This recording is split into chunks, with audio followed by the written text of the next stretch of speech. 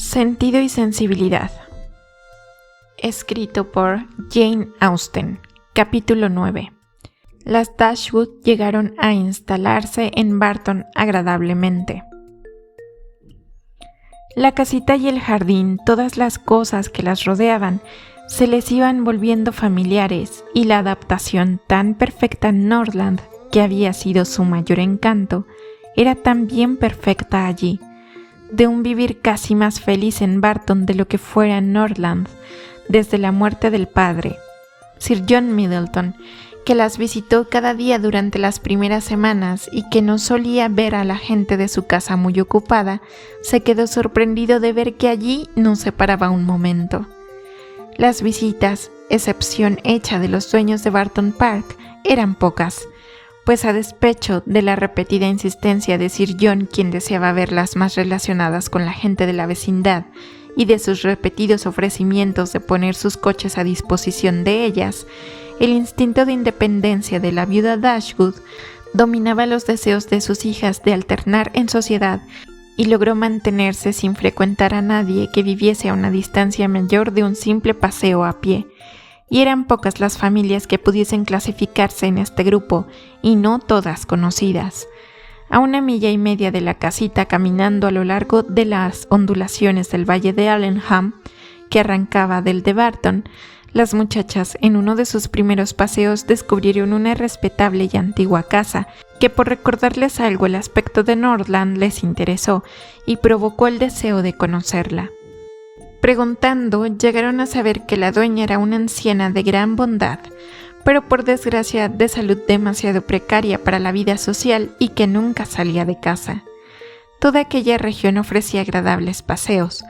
Los cerros, que de todas las ventanas de la casita parecían invitar a buscar el exquisito goce del aire libre en sus cimas, constituían una deliciosa perspectiva cuando el polvo y la humedad del fondo del valle velaban casi la más noble experiencia de los saltos, y hacia una de aquellas colinas se encaminaron Marianne y Margaret una mañana, atraídas por el rayo de sol que se filtraba entre las nubes de lluvia, incapaces ambas de resistir por más tiempo el confinamiento de 2 días consecutivos de ininterrumpida lluvia. El tiempo no estaba lo bastante tentador para distraer a las otras 2 damas del pincel y de los libros, a pesar de que Marianne aseguraba que el día terminaría claro y que todos los nubarrones desaparecerían. Fuera como fuese, las 2 muchachas salieron juntas de paseo. Fueron subiendo por las colinas, alegrándose con cada rayo de sol y cada desgarro azul, pensando en los propios pronósticos, y al recibir deliciosamente en sus rostros los soplos vivificantes del claro viento del sudoeste, lamentaron que los temores de su madre y hermana no habían permitido a éstas disfrutar de aquellas sensaciones tan exquisitas. ¿Existe alguna felicidad en el mundo superior a esta?, preguntó Marianne. Margaret, hoy vamos a caminar por lo menos 2 horas. Margaret asintió, y prosiguieron su camino de cara al viento, entre risas y ruidos, por más de 20 minutos, hasta que de pronto las nubes se cerraron sobre sus cabezas y un fuerte chaparrón les cayó encima. Sorprendidas se vieron obligadas a retroceder, pero no había otro cobijo por aquellos pasajes que el de su propia casa. No obstante, les quedaba una solución que las exigencias del momento hacían aconsejable en extremo: correr cuesta abajo sin pausa hasta alcanzar la puerta del jardín. Comenzaron la carrera. Al principio Marianne llevaba ventaja, pero un resbalón la hizo caer a tierra y Margaret, con el empuje que llevaba, no pudo pararse a asistirla, y pasando de largo casi sin querer alcanzó la meta. Un joven caballero con una escopeta y seguido de 2 pointers que correteaba alrededor de él, descendía también por la colina a poca distancia de Marianne cuando tuvo lugar la caída. Dejó la escopeta y se apresuró a socorrer a la muchacha. Esta se había levantado ya, pero se había lastimado un tobillo y casi no podía tenerse en pie. El caballero se ofreció para ayudarla, y percatándose que la molestia de ella negaba lo que la situación hacía necesario, la tomó entre sus brazos, sin más dilaciones, y la llevó monte abajo. Al llegar a la cerca del jardín, cuya puerta Margaret había dejado abierta, entró sin vacilar en la casa, en el momento en que Margaret salía a recibirlo. y no soltó a Marianne hasta dejarla bien acomodada en un sillón del saloncito. A la entrada de la pareja, la madre y la otra hermana se levantaron sorprendidas, y mientras los ojos de ambas se dirigían a él con sorpresa y secreta admiración a causa de su elegante porte, el muchacho intentó justificar su brusca intromisión y comenzó a relatar lo sucedido. Y todo ello con tan buenos modales y agradable franqueza, que su persona ganaba aún más con el encanto de su voz y sus maneras. Aunque hubiese sido viejo, feo y vulgar, habría recibido la gratitud y la benevolencia de la viuda Dashwood por ese acto de atención contra su hija. Pero la juventud, la belleza y la elegancia del muchacho provocaron un interés particular en él, que tenía su mejor aliado en la favorable impresión que su aspecto había causado a la viuda Dashwood. Esta le dio una y otra vez las gracias y con tono afable le rogó que se sentase. Él no aceptó la invitación alegando que estaba sucio y empapado. La señora Dashwood le preguntó entonces con quién tenía el gusto de hablar. Su apellido, respondió el muchacho, era Willoughby y actualmente vivía en Allenham, desde donde confiaba que podría tener el honor de venir a visitarlas para interesarse por el estado de la señorita Dashwood.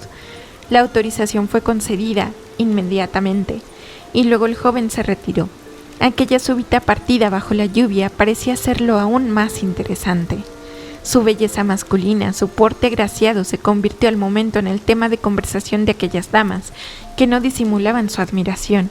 Las bromas que le dedicaron la madre y la otra hermana Marianne por la galantería del muchacho parecían despertar una vibración particular en ella. Marianne, en realidad, lo había visto menos que las otras, porque la confusión que le enrojeció el rostro cuando el muchacho la tomó en brazos le había robado la serenidad necesaria para mirarlo, aun luego de haber entrado en la casa. No obstante, había alcanzado a ver lo suficiente para unirse a la admiración de las demás. El aspecto de aquel joven era exacto al que su fantasía hubiese podido esbozar para el héroe de una novela, y la manera resuelta sin perder un segundo con que la había llevado a casa, tan desprovista de formalidades y ceremonias, revelaba rapidez de reflejos y resolución. Cuando se relacionaba con él le resultaba interesante. El nombre era agradable, su casa quedaba en el pueblo favorito de ella, y no tardó en decidir que de todas las indumentarias masculinas, la chaqueta de casa era la más atractiva. Su imaginación estaba en plena actividad y sus reflexiones surgían con placer, y del dolor del tobillo dislocado ni se acordaba. Sir John fue a visitarlas en cuanto el próximo intervalo de buen tiempo permitió aquella mañana salir de casa. Tras contarle el accidente a Marianne, le preguntó con gran interés si conocía a un joven caballero llamado Willoughby, que vivía en Allenham. ¿Willoughby?, exclamó Sir John. ¿Cómo? ¿Anda por aquí? Una buena noticia sin duda. Mañana cabalgaré hasta su casa para invitarlo a cenar el jueves. ¿Lo conoce usted?, preguntó la viuda Dashwood. Que si lo conozco, todos los años se da una vuelta por aquí. ¿Y qué clase de muchacho es? El mejor y más agradable que pueda encontrarse, se lo aseguro. Sabe disparar con una puntería formidable y es el jinete más audaz de Inglaterra. ¿Eso es todo lo que puede decirnos de él?, exclamó Marianne. ¿No sabe qué clase de persona es en su vida íntima? ¿No conoce sus talentos, sus cualidades, su espiritualidad? Sir John se sintió confundido. Por los clavos de Cristo, contestó. No sé de él más que eso, pero es un muchacho agradable y de buen temple. Posee la mejor perra negra pointer que yo haya visto. ¿Iba con él esta mañana? Pero Marianne podía satisfacerle tan poco respecto al color de la perra del joven Willoughby como Sir John a ella sobre los matices del carácter. ¿Pero quién es?, añadió. ¿De dónde viene? ¿Tiene una casa en Allenham? Sobre estos puntos Sir John pudo dar más precisiones y refirió que Willoughby no poseía tierras propias en aquella región, que solo residía aquí en las temporadas que pasaba en Allenham Court como invitado de la anciana señora de la que era pariente y cuyas propiedades tenía que heredar, añadiendo: si es una presa digna de ser casada, se lo aseguro, señorita Margaret. Tiene buenas propiedades en Somersetshire. Yo que usted no lo dejaría para su hermana, a pesar de su caída en la colina. Marianne no pretenderá acaparar a todos los hombres, ¿verdad? Brandon se pondría celoso. No creo, dijo la señora Dashwood con una sonrisa afable, Que el señor Willoughby pueda llegar a sentirse molesto por lo que hagan mis hijas. Casar no es una tarea para la cual han sido educadas. Con nosotras los hombres pueden estar seguros, aunque sean tan ricos como este. Por otra parte, estoy satisfecha por lo que usted dice, de que sea un muchacho respetable y de buena condición, una persona cuya amistad puede ser algo selecto. Es un muchacho tan excelente, creo, como el que más, confirmó Sir John. En las últimas Navidades, en la fiesta que celebramos, estuvo bailando desde las 8 hasta las 4 de la madrugada sin sentarse. ¿De verdad?, exclamó Marianne con los ojos brillándole. ¿Baila bien, con elegancia, con gracia? Ya lo creo. Y a las 8 estaba ya levantado para una partida hípica. Así me gusta, dijo Marianne. Así debe ser un muchacho. Cualesquiera sean sus esparcimientos, debe entregarse a ellos con ardor sin conocer la fatiga. Sí, ya entiendo cómo debe ser, añadió Sir John. Ya comprendo cómo le gusta a usted. Me parece que anda usted de conquista por este camino y que no volverá a pensar en el pobre Brandon. Esa expresión me molesta, Sir John, repuso Marianne con firmeza. Le tengo una antipatía especial. Aborrezco los lugares comunes que pretenden tener gracia y andar de conquista e ir a la casa de muchachos. Son de lo más odiosos, encuentro. Demuestran una particular grosería y vulgaridad, y si en algún momento pudieron parecer divertidos, el tiempo ha gastado toda su ingenuidad. Sir John no comprendió muy bien aquel reproche, pero se rió de tan buena gana como si lo hubiese hecho, y luego replicó: sea como sea, serán muchas las conquistas que usted podrá anotar en su lista. Pobre Brandon. Está ya casi deshecho y es muy digno de ser casado por usted. Se lo aseguro, a pesar de todos los paseos bajo la lluvia y todos los tobillos dislocados. Capítulo 10. El defensor de Marianne, como Margaret llamaba a Willoughby, acudió a la casa al día siguiente, no muy avanzada la mañana, para interesarse por su protegida.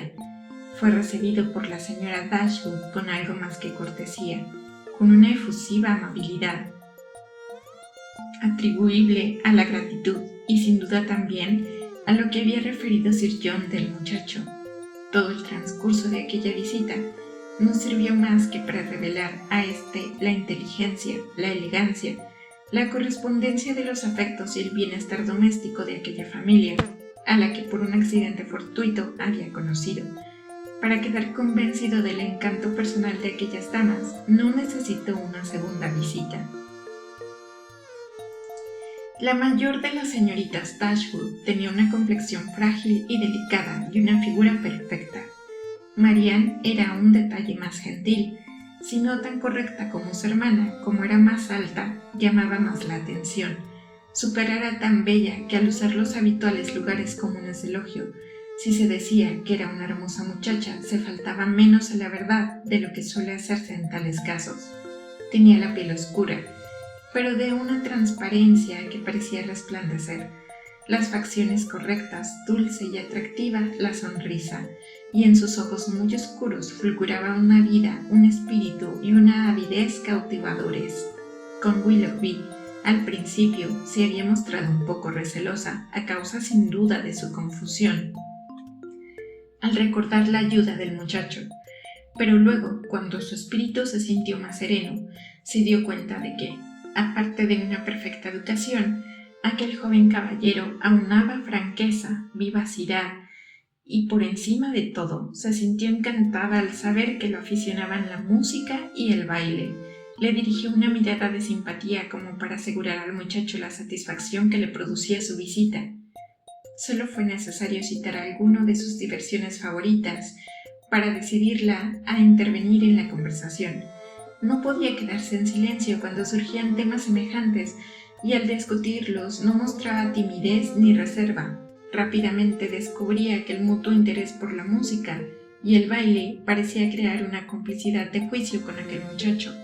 Animada por tales constataciones, a emprender un mayor análisis de las opiniones del muchacho, comenzó a dirigirle preguntas sobre libros.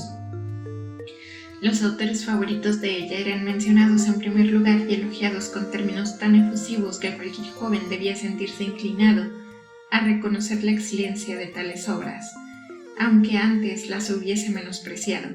Los mismos libros, a menudo, los mismos pasajes de cada libro.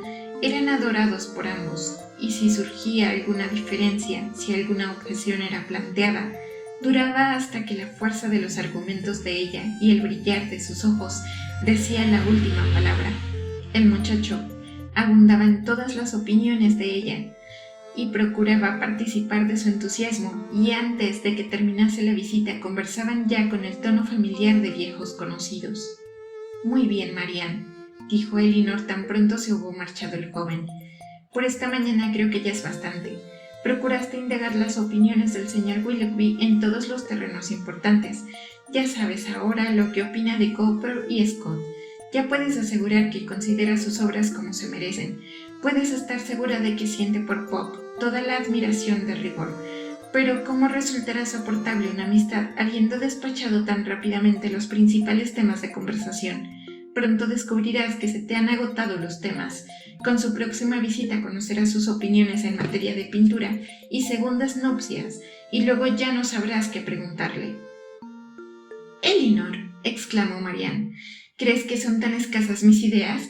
Pero ya sé lo que quieres decir. Me he demostrado demasiado franca, demasiado encantada. He faltado a la idea habitual del decoro. Me he mostrado abierta y sincera cuando tenía que haber sido reservada, apagada y elusiva. Si solamente hubiese hablado del tiempo y los caminos en una conversación de 10 minutos, me habría ahorrado estos reproches». «Querida», dijo la madre, «no tienes que enojarte con Elinor. No ha sido más que una broma. Yo misma la retaría si hubiese sido capaz de interrumpir tu conversación con ese joven». Por su parte, Willoughby daba muestras de su placer en haber conocido a aquella familia y de su deseo de cultivar aquella nueva amistad. Todos los días iba a la casa para preguntar por el estado de Marianne. Al principio, esta fue su única excusa, pero era tan bien recibido que no tardó en ser innecesaria, y esto antes que ésta no fuese ya posible por el efecto del restablecimiento de Marianne. Es verdad que tuvo que quedarse encerrada en casa, pero nunca un encierro fue menos aburrido que aquel. Willoughby era un muchacho de inteligente conversación, imaginación viva, espíritu vivaz y abierto y maneras afectuosas. Parecía exactamente formado para cautivar el corazón de Marianne, porque a las cualidades citadas añadía no solo un aspecto magnífico, sino también una inteligencia ardorosa, que era incrementada y exaltada por el fulgor de la de ella, circunstancia que lo hacía apto, más que cualquier otra persona, para merecer el afecto de la muchacha. El trato con él fue volviéndose para ella el placer más exquisito de la vida. Juntos leían, conversaban y cantaban. El talento musical del joven era notable, y leía con la sensibilidad y la gracia de que desgraciadamente carecía Edward. Para la señora Dashwood, Willoughby era tan intachable como para Marianne, y Elinor no encontraba nada censurable en él salvo la tendencia por la cual se asemejaba a su hermana, de revelar demasiado lo que pensaba, sin atender a personas o a circunstancias, en la rapidez que mostraba en formar y declarar el concepto que los demás le merecían, en el gusto de sacrificar la cortesía habitual para llamar la atención cuando su corazón era absorbido por algún sentimiento profundo, y en abandonar con facilidad las normas de urbanidad. Revelaba una falta de cautela y mesura que no podía ser del agrado de Elinor, por más que él y Marianne se esforzaban en defenderse. Marianne comenzó a darse cuenta de que su desesperanza a los 16 años respecto a hallar a un hombre que colmase sus ideas sobre la perfección masculina había sido ligera e infundada. Willoughby le ofrecía ahora cuanto su imaginación soñara en aquellas horas de desasosiego y cuanto soñara en otros momentos más optimistas, como capaz de engendrar en ella un verdadero afecto, y la conducta de él anunciaba tanta seriedad en sus deseos como autenticidad en sus dotes. Su madre, por otra parte, en cuya imaginación no había acudido aún ninguna idea acerca de un posible casamiento, inducida por las perspectivas de tantas cualidades y riquezas, a finales de aquella semana comenzó a sentir algo parecido a una esperanza de tal ventura, y secretamente se sentía feliz ante el porvenir de unos yernos como Edward y Willoughby. El interés del coronel Brandon, que había sido sorprendido al vuelo por sus amigos, ahora cuando ya no se hablaba de él, comenzó a preocupar a Elinor, La atención de todos se fijaba ahora en aquel rival más afortunado, y las burlas de que había sido objeto antes de que su inclinación fuese verdadera desaparecieron cuando tuvo conciencia del ridículo que le aparejaba su sensibilidad excesiva. Elinor se sentía obligada a creer que los sentimientos atribuidos por la señora Hennings para propio regocijo a este caballero actualmente eran reales. Elinor contemplaba el desarrollo de aquel asunto con vivo interés. ¿De qué era capaz?, se preguntaba, un hombre reservado de 35 años cuando tiene como rival a un despierto muchacho de 25. Y como no era posible desearle éxito de todo corazón, le deseaba indiferencia. Aquel hombre le caía simpático, y a pesar de su gravedad y reserva, lo encontraba interesante. Sus maneras eran serias pero suaves, y su reserva parecía antes procedente de una actitud espiritual que de un carácter verdaderamente sombrío. Sir John mencionó brevemente pasados disgustos y sinsabores del coronel que venían a corroborar la convicción de Elinor de que se trataba de un hombre maltrecho por grandes desdichas, y lo miraba con respeto y compasión. A veces se compadecía y lo estimaba más por cuanto era menospreciado por Willoughby y Marianne, que a causa del prejuicio de que no era animado ni joven, parecían no reconocer sus evidentes cualidades. Brandon es justamente el tipo de hombre, dijo Willoughby, un día que estaban hablando de él, del cual todo el mundo hablaba bien, pero de quien nadie se acuerda que exista. Todo el mundo está encantado de verlo, pero nadie se acuerda de dirigirle la palabra. Es exactamente lo que yo pienso de Brandon, coincidió Marianne. Es injusto que piensen así, dijo Elinor. Brandon es muy estimado en Barton, y siempre que lo he visto todos querían conversar con él hasta el punto que me ha sido difícil hablarle. Que tú lo protejas, replicó Willoughby, es ciertamente un tanto a su favor, pero la consideración de otras personas lo desfavorece. ¿Quién se resignaría a verse solamente recibido por unas damas como Lady Middleton y la señora Hennings, que parecen decretar la indiferencia de todos los demás? Pero tal vez contar con la antipatía de personas como tú mismo y como Marianne es un castigo por el favor de Lady Middleton y su madre. Si el elogio de ellas se censura, la censura suya puede ser elogio.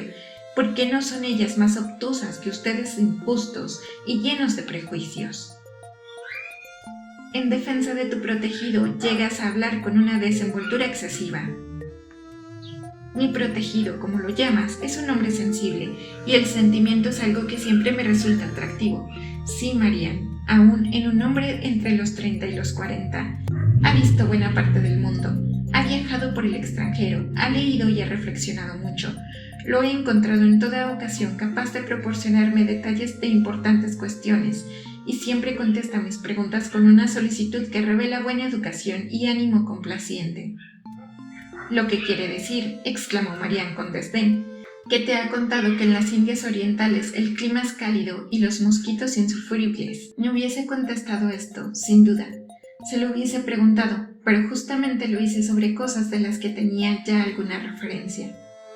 Quizá, añadió Willoughby, sus observaciones llegaron hasta mencionar los nababs, los morhums de oro y los palanquines. Puedo arriesgarme a asegurarles que por sus observaciones fueron mucho más extensas que su candor. ¿Por qué lo tienen en tan baja consideración? Te equivocas. Lo considero un hombre muy respetable, que cuenta con el mejor concepto de todos, aunque no llame la atención de nadie. Posee más dinero del que es capaz de gastar, más tiempo del que consigue utilizar, y 2 levitas nuevas cada año. Añade a todo esto, exclamó Marianne, que no posee ingenio, ni gusto, ni espiritualidad, que su inteligencia no es brillante, sus sentimientos no son ardientes y su voz no es expresiva. Ustedes juzgan sus imperfecciones en la misma medida, replicó Elinor, y con el mismo vuelo de sus fantasías, de tal suerte que la apología que yo pueda hacer de él resultaría fría y desabrida. Yo solo puedo afirmar que se trata de un hombre sensible, bien educado, de gran ilustración, muy galante con las damas y, según creo, dueño de un corazón benevolente. Elinor Dashwood, exclamó Willoughby, estás procediendo conmigo desconsideradamente. Te empeñas en desarmarme por razonamiento y convencerme contra mi voluntad. Bien, tengo 3 razones para que Brandon me desagrade. Me dijo que llovería cuando yo deseaba buen tiempo. Encontró defectuosa la suspensión de mi carruaje y no se decidió a comprar mi yegua marrón. No obstante, dejando esto de lado, reconozco en él irreprochables condiciones y lo admito de buen grado. Pero no puedes negarme el privilegio de que nunca en la vida encuentre a este señor de mi gusto.